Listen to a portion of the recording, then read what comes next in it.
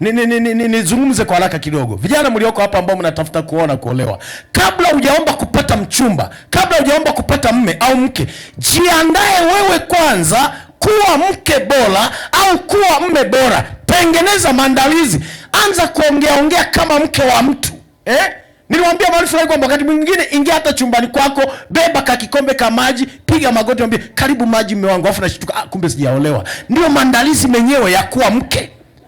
Kama unataka kuingia kwenye ndoa, jifunze kwamba mwanandoa hapaswi kuchati mpaka saa 4 usiku. Ikifika saa 2 umetoka online, unajifunza. Halafu akikuuliza mbona hauko online, unaambia mume wangu hataki nifanye hivyo. Wanakuuliza ulishaolewa? Mume anayekuja.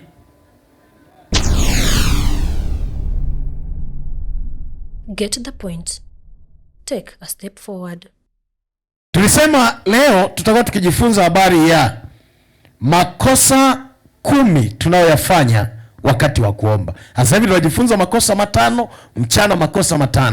Halafu kesho nitakuwa tena na kitu kingine, maana tunaelekea katika kuhitimisha kambi letu. Makosa 10 katika maombi. Walio wengi, Wakristo wengi, tafiti zinaonyesha ni waombaji wazuri, ni wana maombi wazuri, na wengine wanaombewa na kuomba wao wenyewe. Akisikia kuna mahali kuna maombi wanaenda, Wakristo wengi wanaenda. Lakini kuna wengi wanalalamika, wanasema pastor, nimeomba huu ni mwaka wa 2, huu ni mwaka wa 3, huu ni mwaka wa 4, wa 5, wa 6, wa 10, sijapata majibu ya maombi yangu. Kuna tatizo gani? Nataka nikupatie dodoso 5 kwa mchana wa leo, halafu jioni zingine 5. Huenda hizo ndizo zinazuia usipokee maombi yako na bado unabaki kumlaumu Bwana. Sikiliza, kabla sijazitaja hizi, nataka ulielewe hili. Kuna watu waliwahi kufundishwa hivi kwamba ukimwomba Mungu ana majibu ya aina 3. Jamani, wageni kwenye kambi, sisi watu tunawasiliana. Wanaonisikiliza wanipungie mkono.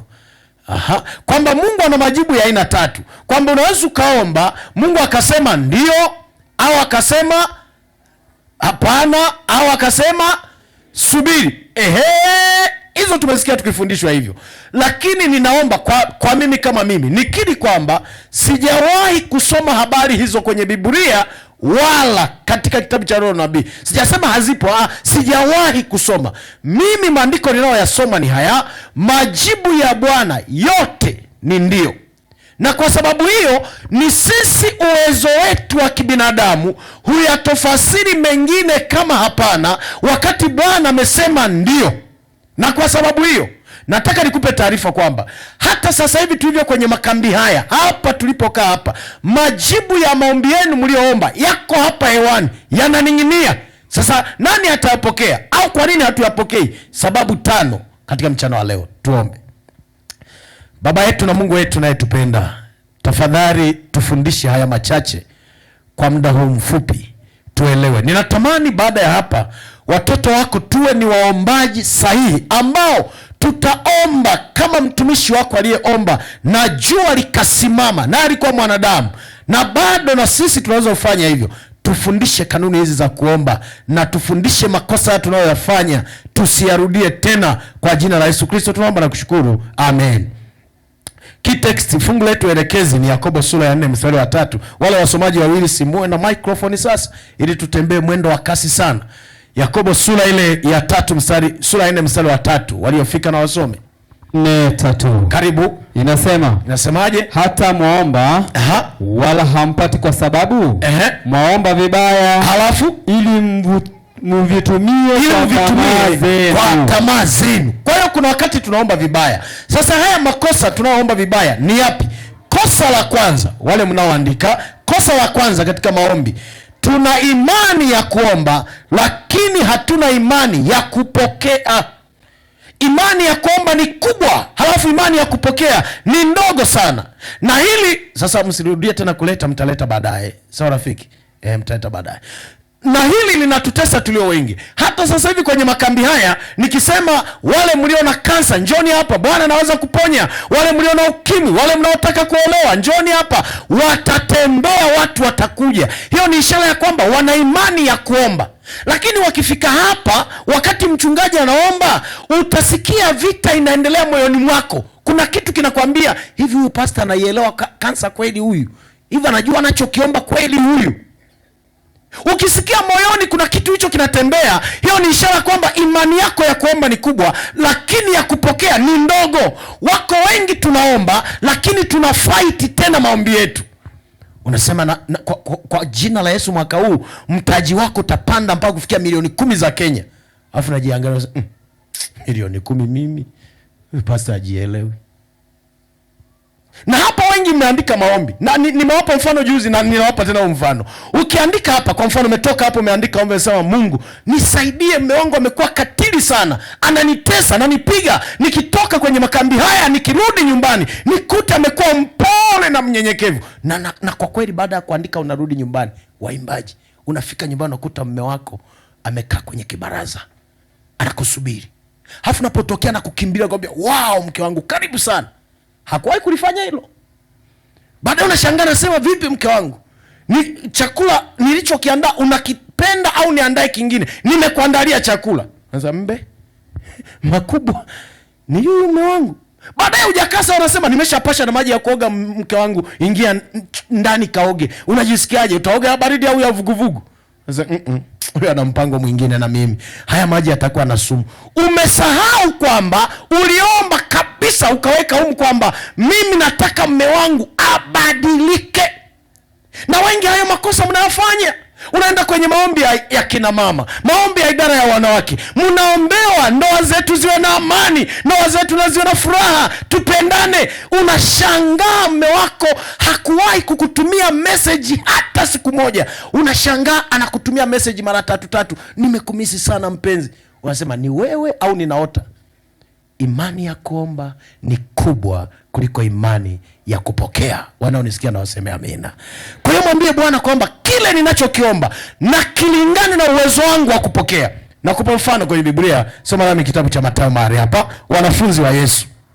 Mathayo sura ya 14 mstari wa 26. Mathayo 14 mstari wa 26 anasemaje? Wanafunzi walipomwona akienda juu ya bahari wakafadhaika, wakisema ni kivuli. Kama hawezi kufungua ninyi wengine msikilize, mimi tutawasomea. Wakasema ni kivuli, wakapiga yowe kwa hofu. Sikiliza, hiki ni kisa cha wanafunzi walipokuwa wakitembea juu ya maji ule usiku, zamu ya 4.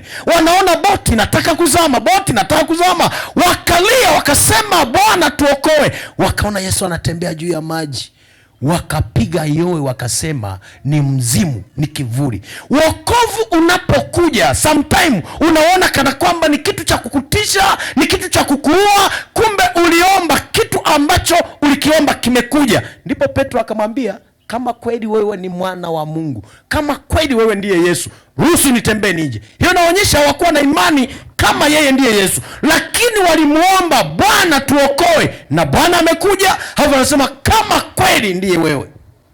Na kutangazia mchana wa leo, ukirudi jiandae kupokea maombi uliyoyaomba. Amina. Jiandae kupokea. Jiandae kupokea. Una mtoto kila siku anapata 0. Ni wa 105 kati ya wanafunzi 110. Umeomba. Baadaye unashangaa wanapofungua shule mtihani unaofuata na kwambia amekuwa wa pili kati ya wanafunzi 110. Unashangaa unapiga simu kwa mwalimu, "Mwalimu, mtakuwa umechanganya majina." Sio wamechanganya. Uliomba na Bwana ametenda kwa jina la Bwana. Amina. Imani yako ya kuomba ilingane na imani ya kupokea. Amina. Jambo la pili. Kosa la pili tunalifanya katika kuomba, tunaomba bila maandalizi ya kupokea.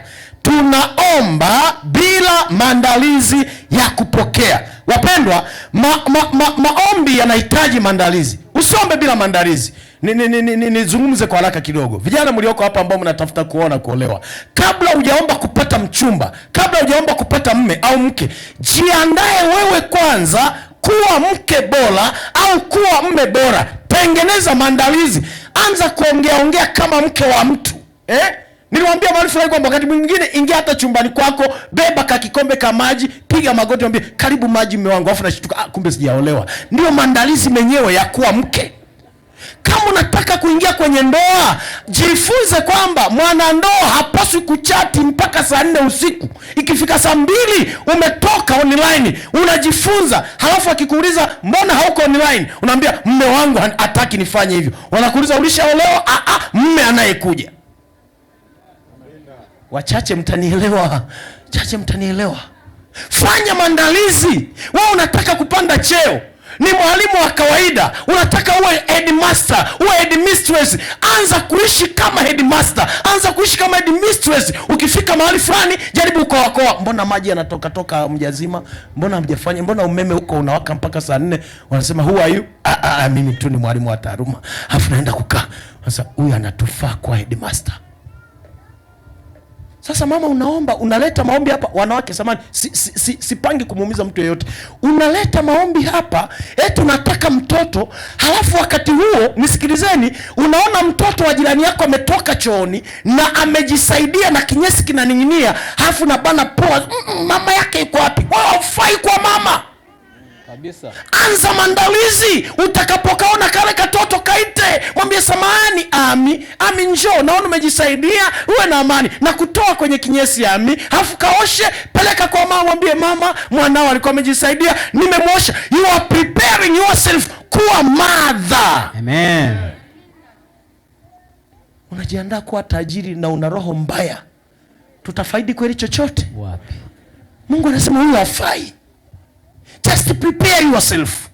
Unajiandaa kuwa wa kwanza kwenye mtihani. Una maandalizi ya kuwa wa kwanza. Alafu ngoja niongee na wazazi, nimekumbuka kitu, ngoja niseme. Msiwahi kuomba eti watoto wenu wawe wa kwanza.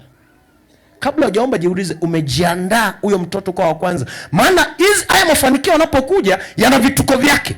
Unamwombea kwa wa kwanza kati ya watoto 200, halafu kuna wachawi humo katikati ya wanafunzi.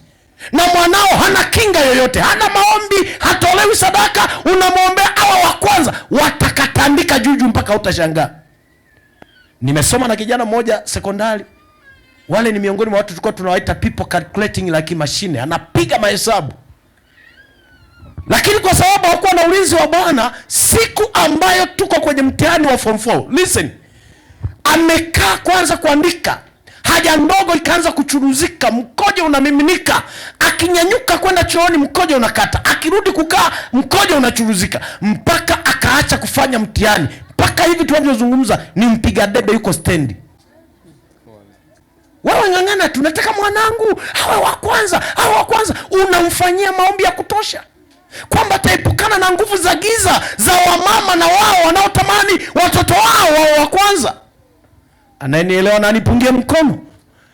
Kabla hujaomba, jiandae asubuhi na mapema. Leta mtoto wako, weka mikono yako juu yake, mwambie Bwana, sikiliza, mwanangu anaenda shule, anapanda gari la shule, anakwenda boarding kule mbali, tafadhali mlinde. Najua kuna nguvu za giza, kuna mapepo, mlinde, na kwa sadaka hii imlinde mpaka semester ishe, kwa jina la Yesu, amina. Amen. Fanya maandalizi. Ningekuwa na muda ningeshare nanyi hiki kisa. Let me make it brief. Nilikutana na mchungaji mmoja kule Tanzania, na wengine mnaweza kama mnamfahamu. Akawa anafundisha habari za imani. Tulikuwa tunafanya naye makambi. Akaniangalia, akasema, "Pastor, unajua wewe ni mhubiri mkubwa, ila unaniudhi kitu kimoja." Nikamwambia, "Nimekukosea nini?" Akasema, "Kwa nini unaombea wenzako kubarikiwa, halafu wewe haujabarikiwa?" Nikamwambia, "Unamaanisha nini?" Akaniuliza, "Una gari?" Nikamwambia, "Sina gari." Akasema, "Aha. Sasa unaombea kina nani na huna gari?" Kainama. Akaniambia, "Sasa sikiliza, kwenye makambi haya na kuombea upate gari." Nikamwambia, "Amina." Akaniambia, "Sio amina, fanya maandalizi ya kupata gari." Nikamwambia, "Maandalizi gani?" Akaniambia, "Ukimaliza makambi, nenda kapambana, nenda driving school upate leseni ya kuendeshea." Nasema, "Halafu bila gari?" Nasema, "Ndio." "Namba 2, kajenge parking ya kuweka gari lako." Nikamwambia, "Bila gari?" Akasema, "Ndio." Sometimes imani ni kama kuwa kichaa. Lakini ngoje niwaambie, hicho alichokisema ndicho nilichokifanya. Na hii naizungumza live kwa sababu nimeizungumza mara nyingi, na mhusika aliyeniambia hicho kitu anaweza kuwa ananifuatilia, anasikia. Nikatoka kwenye yale makambi, nikamwambia mke wangu, "Nasikia mke wangu, tunataka kupata gari." Kuna wakati wa baba tunaleta mawazo afu mnatuona kama tumefiatuka akili. Afu nashangaa na kuuliza, "Hivi kwenye lile kambi walikulisha nini?" Akaniambia, nikamwambia tunataka kupata gari. Akasema kwa hiyo? Nikamwambia sasa nataka niende kujifunza udereva. Akasema una gari? Nikamwambia hapana, naanza na udereva. Nikaenda kweli nikajifunza hivyo ovyo, nikapata leseni, hata sijajua kuendesha vizuri. Nikapita juu kwa sababu nilikuwa ni mchungaji na washiriki wangu wanafanya kazi kule, wakanipa leseni. Haya, sasa zamu inayobaki ni ya kujenga parking ya gari. Tulikuwa na kanisa limechoka, mabati yana kutu. Nikamwambia wazee wa kanisa, sikiliza wazee wa kanisa, mniruhusu nibomoe ili kanisa nichukue mabati. Wazee, pastor unawapeleka wapi? Nikamwambia naenda kujenga parking ya gari. Wakaniangalia wazee, pastor. Nikamwambia niko vizuri. Parking ya gari ndio. Nikabomoa, nikachukua yale mabati, nikaenda nikajenga. Mke wangu haelewi ninachokifanya. Akiniangalia na sielewi, wenda sometimes hata aliniombea, Bwana msaidie mume wangu. Nikajenga parking. Nilivyomaliza kujenga parking, Jumapili nikaenda makambi kama hivi. Nimefika, parking ipo, ila hakuna gari. Kila anayepita na nidhihaki, sasa huyu pastor, jamani muangalieni vizuri, niko vizuri, ni imani. Kwenye makambi nikahubiri, mzee mmoja alikuwa anafanya kazi mkoani, si nyinyi mnaita county. Akaniangalia akaniambia, pastor, tunakuhitaji nyumbani kwangu kesho. Nikaenda. Akakaa na mke wake. Wakaniambia, pastor, umetubariki sana kwenye kambi hili. Sasa sikiliza, tuna magari mawili hapa, tunakupa gari moja. Kwa hiyo ukitoka hapa unakwenda na gari. Nikamwambia hata kuendesha sijui. Nikamwambia kwa hiyo mnanipa ya bure? Sasa sio bure. Tuambie utatulipa shilingi ngapi kwa gari moja? Kaangalia gari. Ile gari kwa kawaida tungenunua walau milioni 9 ya Tanzania. Nikamwambia nitakupa milioni 2. Akaniambia umefikiria vizuri? Nikamwambia sawa. Akasema leta hiyo milioni 2. Nikamwambia sio kwamba ninayo, yani nitakutafutia. Akaniangalia. Asa pastor, hauna hiyo milioni 2? Na kwa kweli sina. Nikamwambia ndio nitakutafutia. Akasema it's okay. Tukamaliza kambi, nikampigia simu mwazini wangu. To make long story short, nikampigia mwazini wangu wa kanisa. Niambia mwazini, njoo nimepata gari. Utanisaidia kuendesha gari kutoka hapa mpaka nyumbani. Maana mimi sijaelewa kuendesha. Akasema nakuja. Alipokuja aliniambia hongera, umenunua gari? Nikamwambia sikiliza, sio nimenunua. Nimepewa lakini nitalipa milioni 2. Nikafika nyumbani, kaongea na mke wangu. Sasa mke wangu milioni 2. Akaniangalia sawa, mtumishi, milioni 2 wewe unaitoa wapi? Nikamwambia Bwana atatenda. Wiki ya kwanza, wiki ya pili, nikampigia simu yule mzee. Nikamwambia sikiliza mzee, hiyo milioni 2 kwangu ni msamiati. Kwa hiyo ni mambo ni mawili. Narudisha gari au nanipunguzia bei? Akaniambia Pastor Biene, sasa kutoka milioni 9 mpaka milioni 2 unataka nipunguze mpaka ngapi? Hebu jihukumu mwenyewe. Nikamwambia nitakupa milioni 1. Akasema nitumie kwenye namba. Niambia sio kwamba ninayo, nitatafuta. Akasema pastor, hata kama we ni mchungaji, it is too much. Ila gari ninayo, msisahau wakati wa gari ninayo. Sasa baadaye washiriki wanakuja, wanaona gari lipo. Wanauliza pastor umenunua? Naambia sio nimenunua, nimekopeshwa. Shilingi ngapi? Naambia sasa imepungua kutoka milioni 2 ni milioni 1. Siku moja nikashangaa, ninaletewa payslip. Na mwaziri anasema pastor, mtaa umekulipia ile gari, kwa hiyo ni ya kwako. Safi. Nikamwambia mke wangu, vipi lile banda la kupaki gari? Nilikuwa kichau, nilikuwa na akili. Akasema wewe ni baba wa imani. Amina. Sometimes niwaambia wanaume, tufanyeni vitu ambavyo wake zetu watabaki kupiga saluti hata wakitusikia. Amina. Kanaye mwambie sikiliza, next year nitakuwa na nyumba ambayo kila atakayeona atapiga saluti. Afa akikuangalia sasa, mango umechanganyikiwa. Naambia sio kuchanganyikiwa. Tena anaenda kalete na ramani, nenda kwa injinia mwambie unaona hii ramani, hii ni master room. Alafu hapa ni jikoni, na jikoni hautapikia mkaa mke wangu. Hapa kuna jiko la umeme, maji yatakuwa yanachuruzika hapa. Halafu sikiliza, hapa dining room, meza itakayo kuwepo hapa sio meza za kawaida, ni meza ya kisasa. Na chumbani kakitanda katakao kuweko kama mimi na wewe ni kale kenye muziki. Anakuangalia, unashangaa, anakuambia fumba macho tuombe. Anambia Baba, okoa mtumishi wako. Kabla haujaomba upewe majibu, fanya maandalizi ya kupokea majibu yako. Amina. That is my point. Wengi tunaomba hatujajiandaa.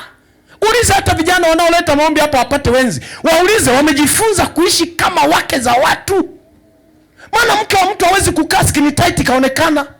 Wewe unatutambulishia kwamba bado unatakiwa kuendelea kuwa kahaba. Nipungie mkono kama nimeanza kukuudhi. Tuko vizuri eh? Yes. Kuna kauli za mke wa mtu, anza kutengeneza kauli zako kwamba mimi ni mke wa mtu. Ukiitwa unaitikaje? Sio boke nini? Tuna visauti vya wake za watu. Mwambie jirani yako fanya maandalizi. Namba 3. Ya kwenye maandalizi utasoma kwa wakati wako kitabu cha Kumbukumbu la Torati, Mambo ya Nyakati wa Kwanza, First Chronicles chapter 4 verse 9 to 10. Utasoma habari hiyo. Mambo ya Nyakati wa Kwanza 4 mstari wa 9 hadi wa 10. Namba 3. Jambo la 3. Ukitaka kupokea maombi yako, kosa la 3 tunaolikosea ni kutokufurahia mafanikio ya wengine. Wanaotaka kufanikiwa wananyamaraga Saudi, wanafurahia mafanikio ya wengine.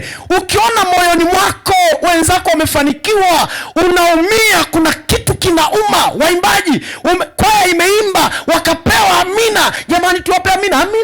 Wameimba vizuri, bado vizuri namna gani? Masauti hata yalikuwa hajapangiliwa. Wewe mafanikio utayasikia. Wanaotamani kufanikiwa na kujibiwa maombi yao wayapokee, wakiona mwenzao wamefanikiwa wanafurahi. Ngoja nikupe hii golden rule, wale wafanya kazi. Ukiona kuna mtu yuko juu yako, labda wewe ni mwalimu, ni mwalimu wa discipline shuleni na una headmaster juu yako. Ukitamani kile cheo cha headmaster, golden rule inasema hivi: usimuombe headmaster kuporomoshwa atoke pale. Muombea pande juu akupishe pale, halafu wewe upande. Ukimwombea kuporomoka, akishushwa atakuja hapo kwenye discipline teacher, halafu wewe. Ndio kanuni. Kwa hiyo mwambie Bwana, sikiliza, huyo headmaster huyo toa, peleka pale juu akawe afisa elimu, halafu mimi akitoka tu nafuata. Maana jiwe likiporomoka kutoka juu linapitia vilivyo chini. Wale wote mnaoombea walio juu yenu waporomoke, ni vile hamjui kanuni ya asili. Wakiporomoka kutoka juu wanapitia position zenu. Kama umenielewa sema amina. Waombee wapande juu. Wadada mlioko hapa, eti unasali kanisa ambalo kuna vidada ukiviangalia vina sura nzuri, shepu nzuri, unasema hivi hapa ndo vitatangulia kuolewa. Dawa ya wewe kuolewa, wewe mwenye sura ya kivutio cha watalii, ili na wewe uolewe, sikiliza, dawa yake sio kuwaombea hawa waachwe. Dawa yake ni waambie Mungu, hawa mabinti hawa 3 ambao ni tishio kwenye kanisa letu, wenye umbo la pekee, sura ya pekee, ikifika Disemba mwaka huu waolewe. Wakiolewa wote, wachumba wanakuja. Wakisha kuja, wanaweza tunatafuta mchumba aliyebaki mwenye sura ya kivutio cha watalii, na hawezi kurudi bila mchumba, wanakubeba wewe.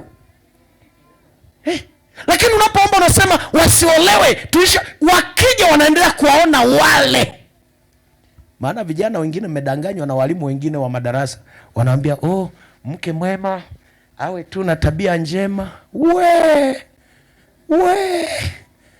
Tabia njema? Maana nikiwa chumbani sitazami tabia, naona sura. Sometimes unaamka unasema niko na mtu au niko na mzimu. Na tafiti zinasema mtu akisinzia ndipo sura yake kamili inaonekana.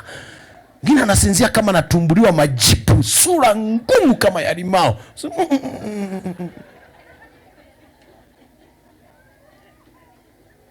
Huku Kenya hawako, nazungumzia habari za Tanzania sasa.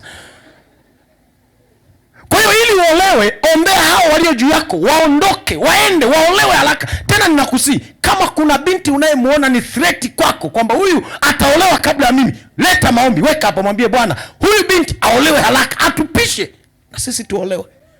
Sasa unakaombea, wacha baki tulingane. Atabaki na utaenda kubaki na bahati mbaya, halafu tazeeka. Jumulisha sura hiyo na kuzeeka. Haya. Kwa hiyo furahia mafanikio ya wengine. Kitabu cha Mathayo sura ya 6 mstari wa 9. Naomba nikisome kwa haraka. Mathayo 6 mstari wa 9. Nisikilize. Basi ninyi salini hivi: Hebu tutamke kwa pamoja. Baba yetu, jina lako, ufalme wako uje. Baba yetu Uliye mbinguni. Baba yetu Uliye mbinguni. Sasa sikiliza, weka break kidogo. Wangapi mlishawahi kusali hii sala ya Bwana mkasema baba yetu? Hebu nyosha mkono. Haujanielewa. Yaani ulishawahi kusali sala ya Bwana na katika kusali ukatamka ukasema baba yetu uliye mbinguni? Hebu punga mkono wako.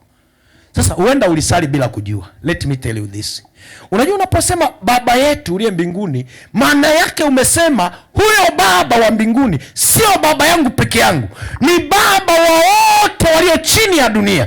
Kwa hiyo sitamlazimisha mafanikio yangu yawe ndio yatazamwe. Kama nimeomba kitu akapewa mwingine, ninaamini baba yetu amejibu. Nakupa mfano mgumu kumeza, lakini ndivyo inavyopaswa kuwa. Una mtoto wako yuko hospitalini anaumwa, unasema Pastor Kiraka Senior, njoo ombea mwanangu asife. Na pastor nakuja nakemea nguvu za mauti, nakemea.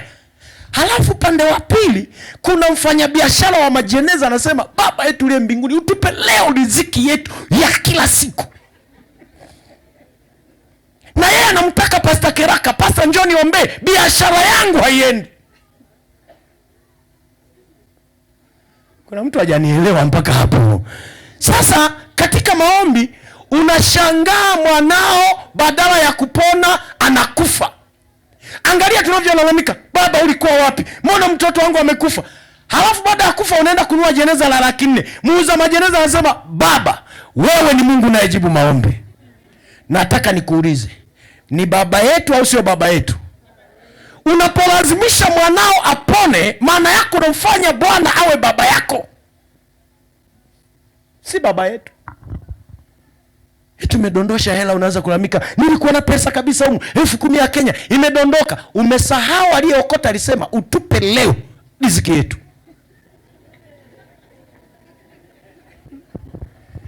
Una mchumba wamemchukua, wamembeba. Nilikuwa nimeshajitambulisha na nilishampa na hela. Ameenda wapi? Si ameolewa? Baba yetu amempa huyo. Mungu nisaidie mwaka huu nisiugue kabisa mwaka mzima. Unatandikwa magonjwa 4 dabu hospitalini. Madaktari wanasema wewe ni Mungu unayejibu. Mwambie jirani yako muelewe baba yetu aliye mbinguni. Maana vinginevyo utagombana naye bure. Kwa sababu huyu baba aliye mbinguni anataka hata wewe tungekupa kiti cha Mungu ungehangaika. Ndio maana mtu mmoja akatuma kapicha kuna swala huko anaitwaje? Hiyo gazeli inafukuzwa na chui. Halafu swala anapokimbia chui anamfukuza na anaomba, anasema utupe leo riziki ya kila siku. Halafu swala anasema utuokoe na yule mwovu. Wewe kama ni Mungu unamjibu nani hapo? Maana watoto wa chui wanataka chakula, watoto wa swala wanamtaka mama yao. Huyo ndiye Mungu. Sometimes mnaleta maombi ya kumlalamikia sana Bwana. Umefanyaje? Sikiliza, kabla hujalalamika jiulize, baba yetu amefanya nini? Walionielewa na waseme amina mpaka hapo. Baba yetu uliye mbinguni. Kwa hiyo furahia mafanikio ya wengine. Wewe haujapata, huyo amepata. Wewe umepata hasara, lakini huyo amefaidika. Wasema mwaka huu hatujavuna kabisa, yaani mazao yamekufa. Walioweka store mnataka yaoze. Manake msivune ili mnunue pale.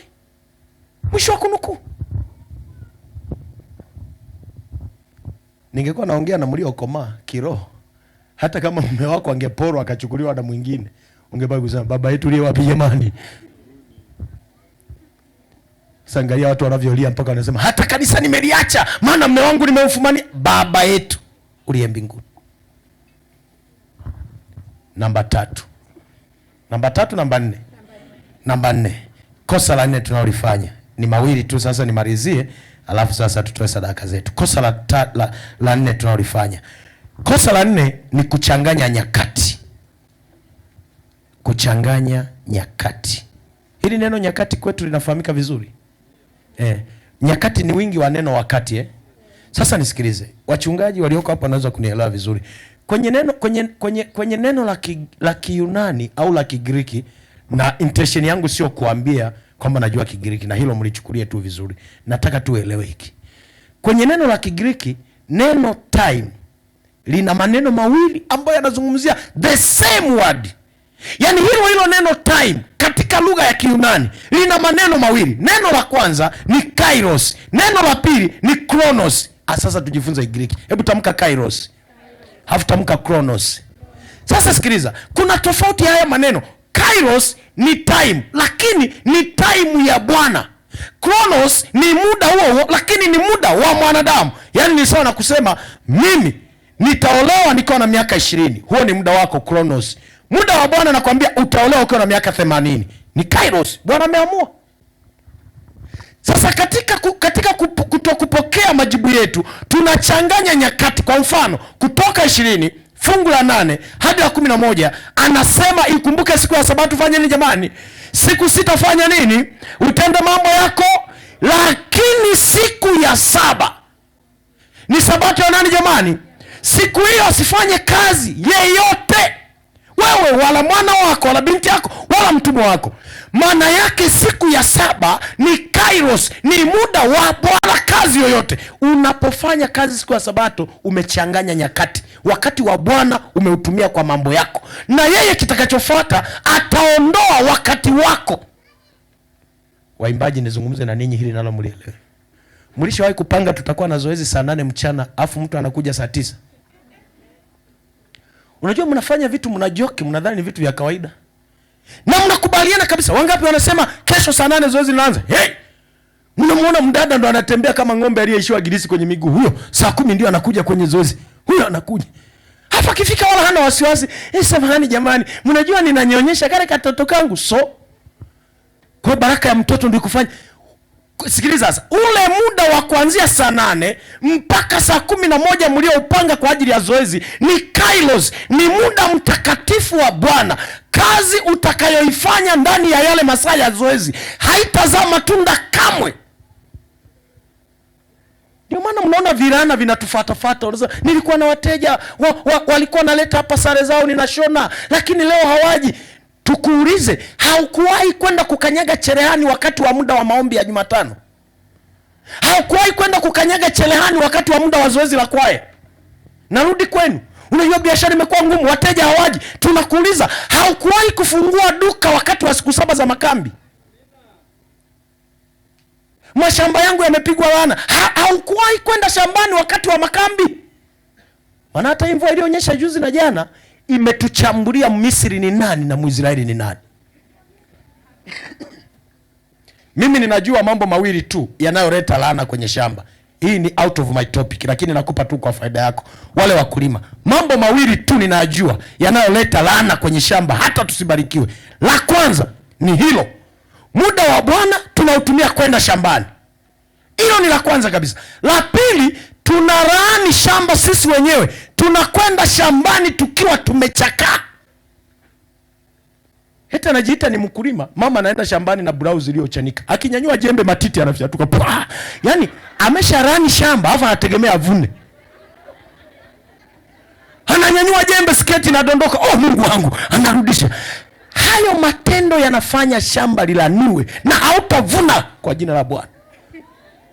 Wewe ni mkulima, amka alfajiri, ingia bafuni, oga, chana nywele zako vizuri, chomekea, weka shamba hapa, unaingia ofisini. That is your office. Sasa wanaume wanaenda shambani na suruali za ajabu. Suruali imekatwa kwa panga. Hapa mguu mmoja inaishia hapa, mguu mwingine huko hapa. Pako nasema huyu ni mkulima au ni kichaa amepotea njia. Mwambie jirani yako heshimu shamba.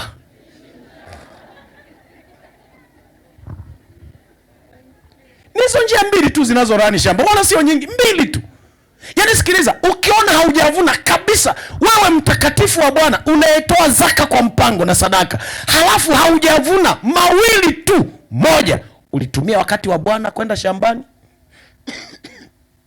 Sorry. Au unaenda shambani ukiwa umeshalilani shamba. Unaenda shambani hujanawa uso. Tongo kibao. Ulilala usiku mata akatirika mpaka huku kama umevaa earphone. Halafu na shambani. Mbuya mwarae, mbuya naenda shambani. Huyo ukimwangalia anasema anaenda shambani, uso bado ni kama alikuwa anakandwa. kaa vizuri, hiyo ni ofisi yako, nenda shambani kunapendeza. Simple and clear. Walionielewa na waseme amina. Ni hivyo tu, ni hivyo tu, wala hitaji degree kuelewa, ni hivyo tu. Kwa hiyo kuchanganya nyakati kunatutesa sana. Wazee wa kanisa, church elders mlioko mahali hapa, liokoeni kanisa. Hebu wazee wa kanisa mlioko hapa mnyoshe mikono. Kuna kaukweli nataka ukasema haka ili mkapokee vizuri. Mmoja. Sikiliza. Liokoeni kanisa dhidi ya laana.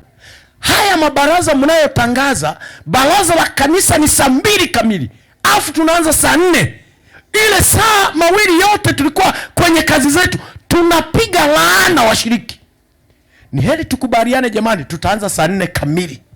Wazee wa kanisa, msaidieni mchungaji. Mmetangaza saa 2, muwepo pale saa 2 kamili juu ya alama. Shule Sabato huwa inaanza saa darasa la walimu huwa linaanza saa ngapi wapendwa? Si saa 2 kamili. Sasa angalia ile saa 2 watu tuko wapi? Tumeng'ang'ana na kikombe cha chai.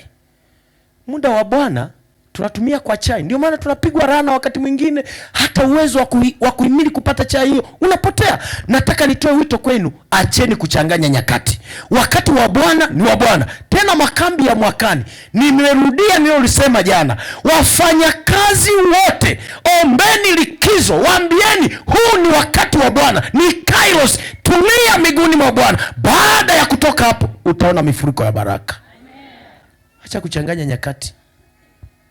Muda wa makambi, nitalimalima ikifika saa 5 ninawahi hotuba. Huu sio msiba kwamba unawahi mazishi. Haya ni makambi kwamba tunapaswa kuwepo from morning to evening, tutulie pamoja. Wanasema pastor, mwakani Bwana nisaidie nitafanya hivyo, na wanipungie mkono tuweke nadhiri hiyo. Mungu awabariki, Mungu awabariki sana. Kosa la 5 sasa. Kosa la 5. Hiyo kwenye kuchanganya nyakati, utasoma kitabu cha Petro ya kwanza sura ya 5 mstari wa 6. Muda wangu hautoshi kuisoma. Petro ya kwanza 5 mstari wa 6. Petro ya kwanza 5 fungu la 6, alafu tutasoma Mhubiri 3 fungu la kwanza na kuendelea. Namba 5 na mwisho kwa leo. Kosa la 5 tunaolifanya katika kuomba, tunakosea vituo vya kupokelea majibu yetu. Iandike alafu nieleze vizuri. Tunakosea vituo vya kupokelea majibu yetu. Walio tayari kusikiliza waseme amina. Sikiliza. Unaona umeleta maombi hapa leo, siku ya siku ya Alhamisi. Umeleta maombi hapa.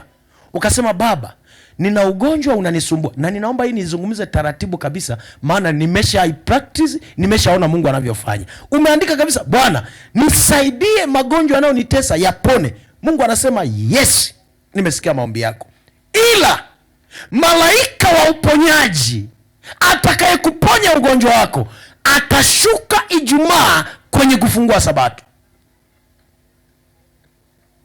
Umeweka na maombi yamekubaliwa. Ijumaa hiyo hapo. Hiyo hapo. Ndo kwanza na cabbage kichwani. Cabbage. Malaika yuko hapa. Ninazungumza kitu serious, sikilizeni watakatifu. Malaika anarudi kwa Bwana, anaenda anamwambia Mwenyezi Mungu, Baba, ulinituma kwamba Asteria alisema anaumwa kansa nipeleke uponyaji. Ndio. Sasa mbona hayupo? Ninarudi na mbaraka wangu wa kupona. Mwenyezi Mungu anamwambia, no, nilichokwisha kukitoa hakirudi, maana Biblia inasema neno langu likienda halirudi bure. Anambia kwenye maombi hayo ya kufungua Sabato hakuna mgonjwa hata mmoja. Unashangaa mhubiri anasema kama unajisikia una ugonjwa piga hatua mbele. Kanakuja kama mtu ambako hakajaandika hata kuleta ombi, kanasogea. Malaika anasema ni huyu pa. Hafa kirudi nyumbani amepona. Unaanza, wenzangu mna bahati gani? Maana mimi nimeomba huu ni mwaka wa 3. Yeye anakuambia mimi wala sijaomba na kufunga sijafunga, lakini nimepona.